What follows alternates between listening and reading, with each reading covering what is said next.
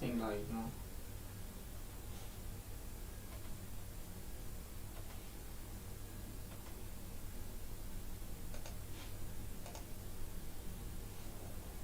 Is it working? It's not streaming. No. Could you click on the start streaming on the OBS software? It is streaming now.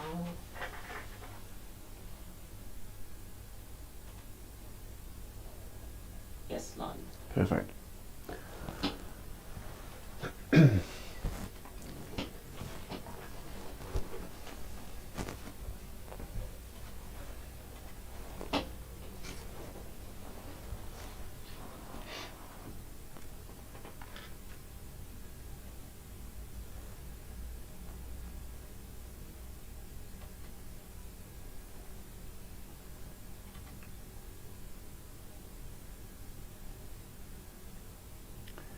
Hi there everybody, thank you so much for last week's feedback, very much appreciated. I'm testing out a new open source software, which basically means anybody can use it for free. I'm definitely not the most technical person you're ever going to come across, so apologies in advance if we've got any technical issues. Feel free to reach out and let me know. As always, these sessions will be recorded and put onto the YouTube channel. So rather than before, I've been sending links to the actual session and then pre-populating it, so the session's going to come live at midday. This way I think it'll be a little bit more seamless. You can just go on the channel and I'll be there and it'll look like this. Obviously you can see the slides behind me, which is good. So thank you for the feedback on that. Some of the feedback I received was really great, and yeah, please do keep sending that feedback to me. Unfortunately, I can't commit to every week at the moment, but I'm going to try and look into ways that we can try and get around that. So thank you for that, and I'll do my best to try and get something out each week. Okay, so today's session is quite a brief session. It's not too in depth. So it will follow the similar pattern to last week's session, in the sense of we were looking at how to write a resume, and we used the website Hloom. Well, this session will run very similar. So let's get straight into it then. What is a cover letter, and why do we need to have these? Well, basically a lot of employers want to see a cover letter for you to kind of cement the reasoning why you'd be a good candidate for that particular opportunity. So obviously your resume we've gone through, and that still needs to be to the point and have your information in there. But your cover letter is an opportunity to put that supporting information. A lot of the time you'll find that when applying for a role, companies ask you for specific details. Sometimes they might have questions that they want you to ask within your cover letter. But I find the kind of one of the main reasons for the cover letter is to test people's ability to write and to explain a little bit about themselves. It's a little bit more than the resume. So if you remember back to last week, we mentioned that with the resume it should, less is more when it comes to the information. The cover letter can often support you specifically to put some more explanation around what you're trying to do. So as you can see on the slide there, I chose Hloom as a website. There's literally hundreds, maybe thousands of different websites out there that you can download templates from. So feel free to have a look online. I particularly like this one because it's simple and it's easy to follow, and I've tested it and there's no bugs, or you're not going to get any viruses on your computer when you use this one. So that's why I've chose this one. So again, go onto the website, or feel free to just create your own version in Word if that's what you prefer, or Google Sheets, or whatever word processor software that you use. For this example, I've just put the URL in there. Try and use the professional layout just because it looks better. It's as simple as that. So hopefully you can see these slides, and like I say, all the notes will be on my site. So if you click into the next one, what you'll see in Hloom and other similar websites is you'll have a number of different types of templates available to you. Fairly straightforward. I've just gone and showed you a graphic there. You'll see on the bottom right hand side of the 6 templates, there's room for your photo. Personally, I wouldn't recommend that you have a photo on either of these. If people are really that desperate to see what you look like, then, as we mentioned last week, if you hyperlink your LinkedIn profile, then they can click on the hyperlink and see your mugshot, or they can just do a simple Google search online, which you'd be surprised happens a lot these days. And also, if you've got a social media page or anything like that, which we'll go into a bit later on when we're discussing your online profile, don't feel the need to put a photo in this document or your resume. All right, so once you've picked your template, it's really important that you personalize your cover letter correctly. So what I mean by that is, if you're using a template or you're using one of the word processors, it'll pretty much tell you what you need to fill in, but it's really important that you use the correct address. So imagine hypothetically I'm applying for a role, on the job advert, or on the advertisement, or just on the website. It might have a contact person, so I would use their contact details.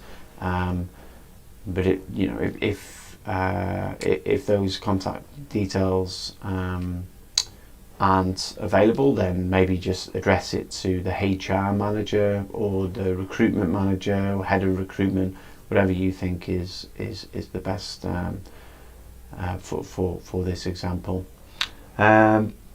This information could be mentioned in the advert, like I mentioned, or if you are really struggling, you can look on LinkedIn. Again, I'm going to keep going back to LinkedIn. I think it's really important that everybody has a LinkedIn profile. So I encourage you to go away and start creating that profile, because as a seasoned recruiter who consults to recruitment businesses, I can tell you now, literally everybody's adopting LinkedIn, and if you want to be found, be on LinkedIn. So I can't recommend that anymore. But my point here is, if you're looking for the contact details of the decision maker and who to address your cover letter and resume to, if you go onto LinkedIn and you type the company name in question, it will have a list of the people that work in that organisation. It won't take you long to find that person. Failing that, you can simply do a Google search with the company name and the job title that you're looking for. So that could be the recruitment manager, HR manager, and it'll tell you the name of that person, and it'll give you a link to their LinkedIn page. So so the third point there, in case the name is unknown, address it to HR manager or managing director, or whichever you think is best for that particular application. They might change from different applications. Okay, so jumping straight into this then, it's really important to use the correct language and the correct style. So when you're writing in English, there's actually a setting in Word that you can change your formatting to in the spelling and grammar section. You can use formal letter. Even if you were to set up a cover letter template, it'll automatically use formal writing. And basically what that means is if you are using words such as your, it will change that to you are, because it's a bit more formal. So that's just one simple example. There's literally hundreds of others, but just try and make sure that that is correct, because this is a professional document. This is you presenting yourself formally, so just make sure that you've got that ticked off and ready to go. Make sure you include, a lot of these are very basic and might seem very obvious to a lot of you, but as a career recruiter, I've seen all of these mistakes be made, so hence why they're going in there. And it just serves as a guide and a checklist for everybody involved.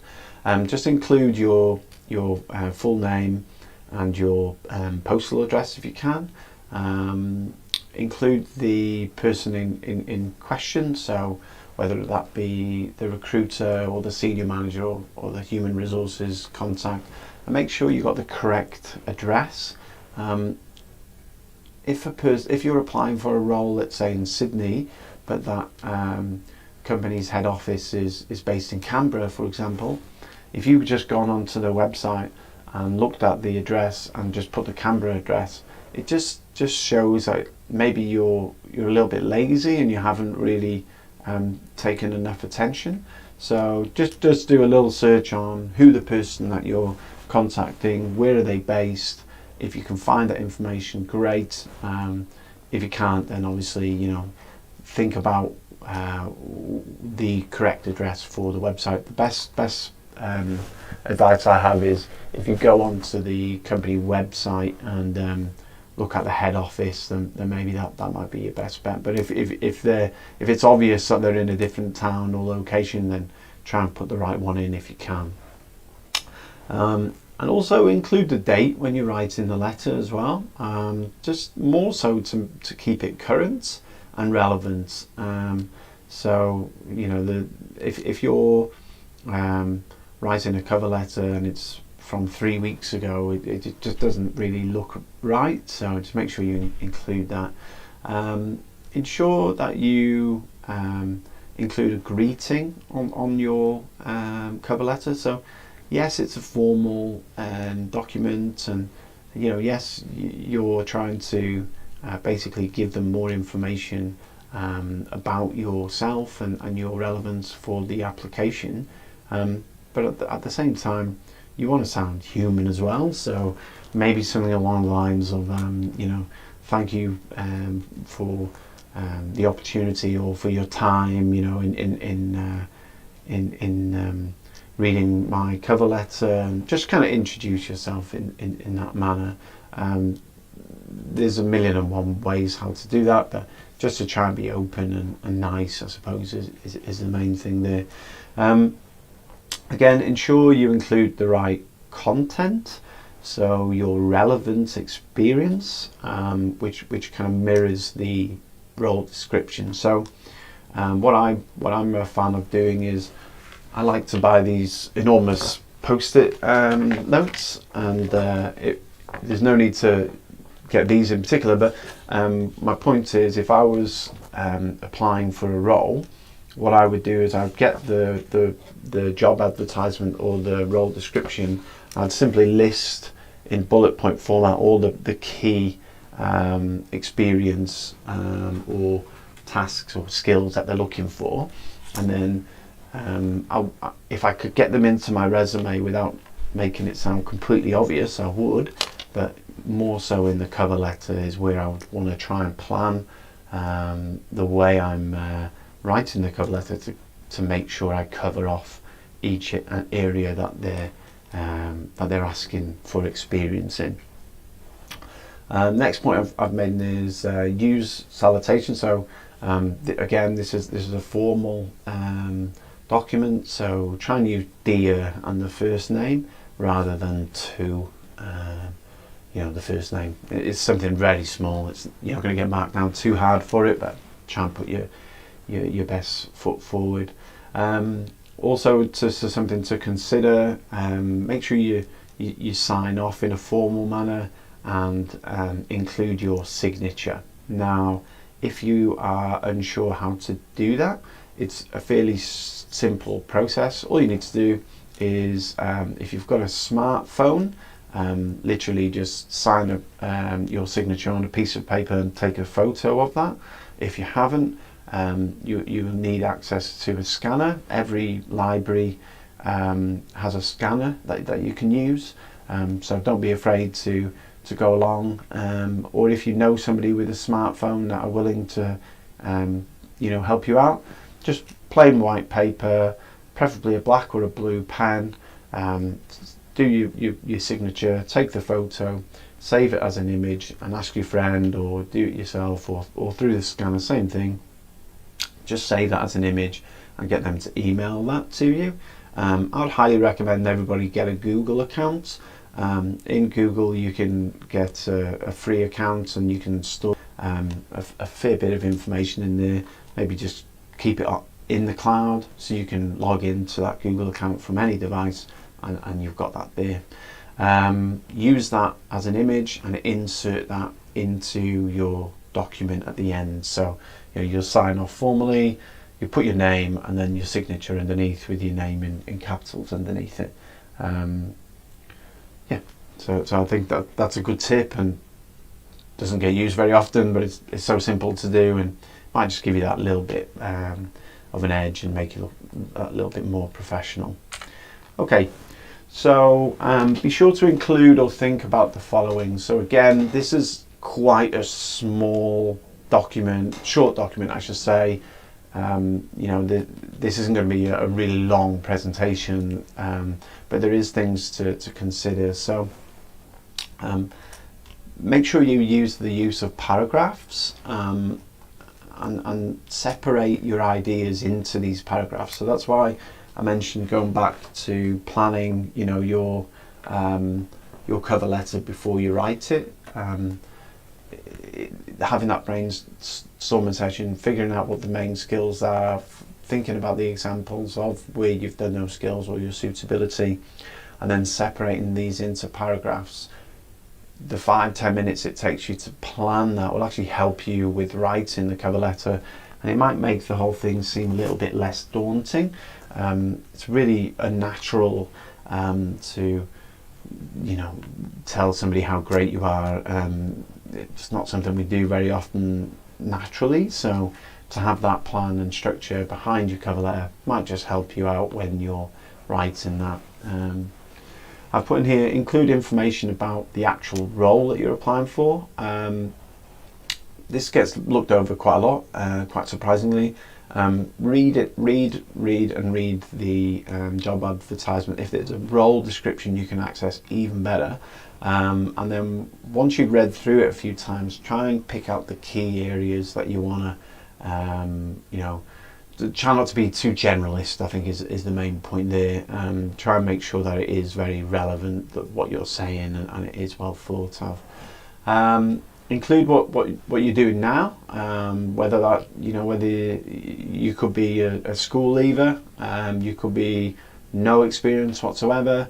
You can always spin this into a positive. So if I've no work experience whatsoever, but I'm really passionate about going into an entry-level role, then don't be afraid to say what you do now, and you put your hand up for some volunteering experience or whatever it is that you're doing to try and get to that next stage. Because I've often recruited people with no experience because they've done this part well. They've been really passionate and it's really obvious, and so don't think that just because you haven't got everything that the job is asking for that you won't be considered. You need to be very clear on where you're at now and what you're doing to try and get to that next stage. Include specific relevant skills that you hold in conjunction with the role description. Again, the role description might have lots of different wants for somebody to talk about their experience, but there could be certain skills such as being able to work with Google Suite, or might be a technical thing, or it might be customers. Just have a look at that and make sure that those skills are highlighted. I'll try finishing with a conclusion. So I've kind of given you a rough example here. I just put, i.e., due to my previous experience, my hunger to learn, and my passion to grow within, and then whatever the job title is, type of position, I feel that I have the right skills and experience to be successful. Don't be afraid to back yourself. I'm hugely excited about the prospect of working for an organisation whose values and culture align so closely with my own. So every company on their website will, well, most companies will have their values, and if they're a really established company, they might talk about their culture, and they might be proud of that. So if you now know that, when you're writing about your want to join that organisation, it seems a natural thing for you to draw on some of those values and maybe even highlight them in your application on why you feel you'd be a good candidate for them, or why you want to join that organisation. Okay, so the selection criterias. So this is slightly different to your traditional cover letter. With the selection criteria, they often are kind of competency-based questioning, and some of them do them within. Some of you might have applied for roles within Seek, and they might say, "Are you a visa holder?" or "Do you have this experience?" or how many years experience do you have in that kind of stuff, which probably isn't PC, but you see it a lot. So if it's a selection criteria, you need to address all of the selections individually with relevance towards the position in question. So what I mean by that is, with a selection criteria, it might say, okay, do you have this experience? Talk to me about what you've done in this environment. So you need to just always, whatever your experience is, whatever your skills are, you always need to go back to and make it relevant towards the job description or the job advertisement. If you hold experience in a task or process that's listed in the desirable skills sections, don't be afraid to focus on these too. Now, often people don't include these in their cover letters. It might seem a very obvious point, but the desirables are actually better than just the skill sets or what they're asking for. So don't be afraid to include them, because obviously it'll be well received. Sometimes it might be more appropriate to send 3 documents in total within your application. So these 3 documents would be your cover letter, your resume, and then the specific answers to the selection criteria, dependent on what the job advert is requesting. Follow that. So often they'll ask for all 3, so just be mindful of that. It's not completely unusual. Usually the process is cover letter and resume, but you often can have a 3rd, so just be mindful of that when you're reading the advertisement.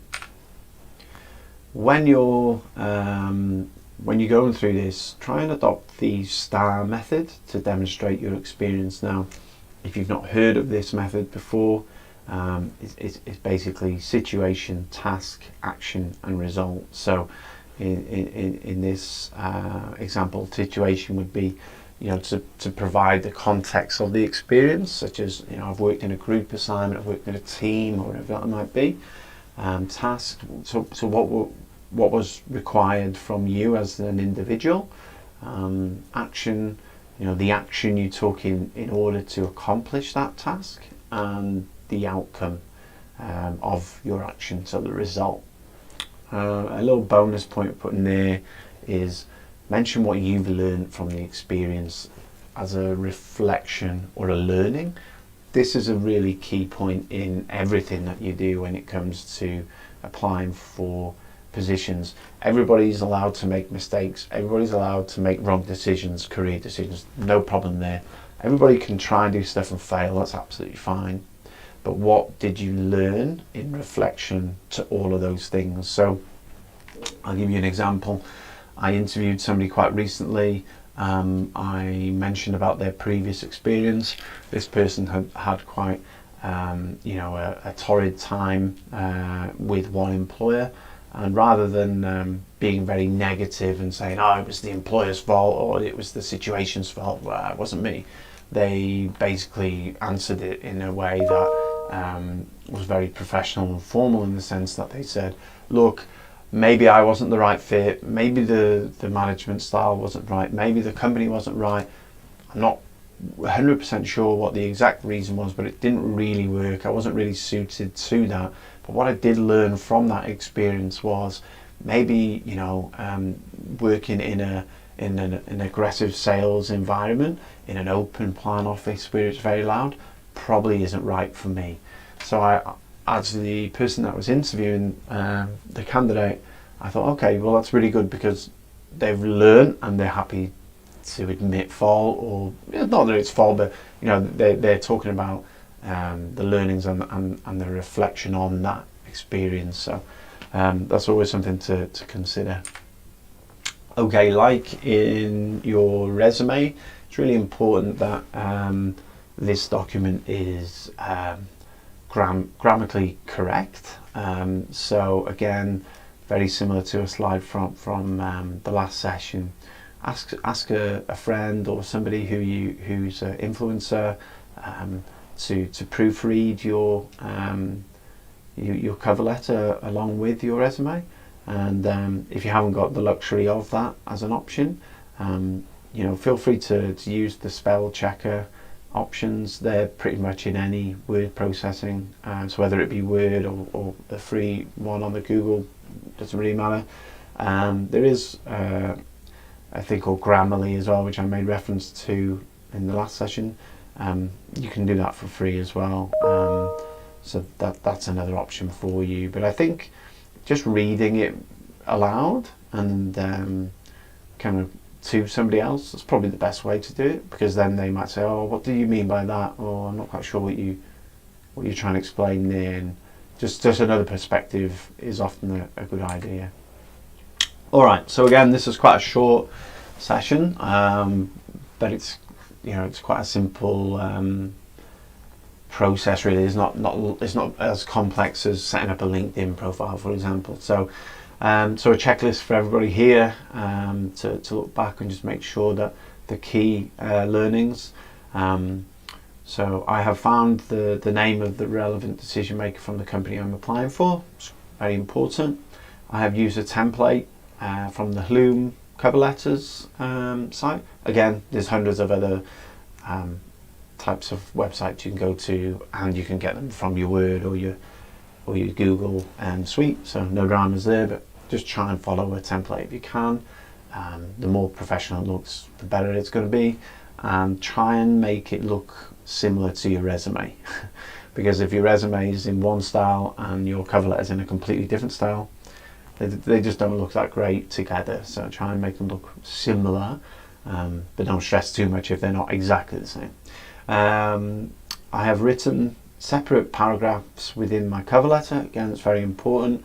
Plan your cover letter, use the note, use paper, use whatever you need to do it on your free Google account, whatever, but plan first and separate it into key paragraphs that you want to cover. It will help you be a lot more, it'll help your sanity when you're doing these things, because these processes can be stressful and long-winded. I have responded to the selection criteria. If applicable, then again, just make sure that you're using that as your as the main document. The main focus is the skills. What are they looking for? What experiences? Am I responding to that, or am I just telling them how great I am? Because there's a big difference there. And obviously, like we mentioned, I have proofread my cover letter. All right, that's it. It's quite a short session. Sorry, I think I had a few technical issues at the start. These will become a lot sleeker. Thanks again for your feedback. I hope this is a little bit easier to follow with the slides and myself presenting. I'll try and put some more information around the career coaching topics, but just to respond to the feedback of every week. I might struggle for the next few weeks to do something every week, but I'm not saying I won't. But if you really want to progress this along, I would highly recommend that you all sign up for a LinkedIn page and try and complete your LinkedIn page to the best of your abilities. So next week we're going to discuss the correct art of networking with decision makers. So LinkedIn is such a great tool for that, because not only can you identify the decision makers, but you can start working proactively to build some online relationships before you start. So if you're keen to move things along, you now have guidance on your resume and your cover letter. Go and set up your LinkedIn page. I can't recommend it enough. There's thousands of videos. If you just go on LinkedIn, there's how-to videos. It's all there for you. I highly recommend that. And just want to thank everybody for their time. Just want to thank all of the organisations that are supporting me at the moment. I think it's great, and if I can help in any other way, I will. Feel free to make contact with me. But for now, thank you so much. All the best of luck with your search, and I'll speak soon. Take care.